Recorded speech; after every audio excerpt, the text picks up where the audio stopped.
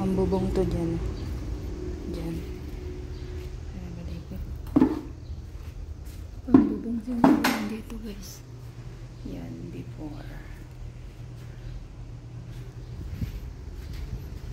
Ito naman yung gayon guys. Pinagawa niya bago. Ayan o. Bulok-bulok yan dati guys. Tumutulo. Ayan, babaguin. Ito bago guys, bago. Ayan tayo. Ayan pa o. So may gagawa pa bukas. Kasi yung boss ko nagpalagay ng ano dito. Kasi tutulo. Ay, tumulo. Ito nagpalagay rin siya dito guys. Yung bago. Ayan o. Bago guys. Panalo. Ayan, para pagtutulo. Bago yan guys. Sige ba? Ala, ito tulad nito. Tutulo. Ito lalagyan din yan. So yan, wala pa yan guys. Check natin bukas kung meron yan. Lalagyan.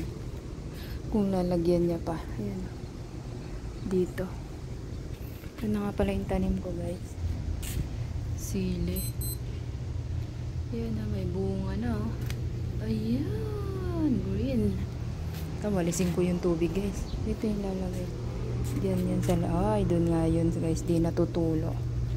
Diyan nga yung lalagay. Binakbaklas na guys oh. Kita nyo ba yun? Baklas na. Mula na nga guys. At may bubong na. Ayan. Transparent siya. Transparent. Umuulan.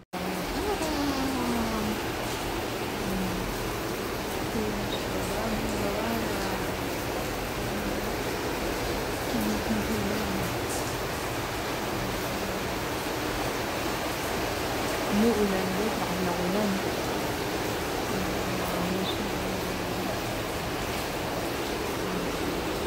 Guys, sisilipin natin yung ginawa dito sa taas mga mi guys. Kasi nga, maulan tapos sira na siya. Ngayon, check natin. Napaka-clear. Kasi pag bago talaga, clear na clear. Kasi yung una is luma is malabo. So, may lalagay natin yung before and after. Before and after na ano, na ginamit na ano guys. Ito nga pala ito sa 4th floor guys. Ayan guys, akala mo wala oh. Diba ang liwanag? So hindi mo na kailangan gumamit ng ilaw. Naku, madumi dito mga may guys. Kailangan ko pala maglinis. So yun na nga po. Pinalitan pati yung bakal. Ayan, manipis lang siya guys. Hindi man to pwede sa amin. Kasi pag may nagbato, basag. So, ayan. Ang liwanag. So, wala na nga palang, kung makikita nyo is wala ng mga, ayan. Dito tayo sa 4th floor. Wala ng mga sinasahod. Dahil ayan na siya guys. Inayos na siya.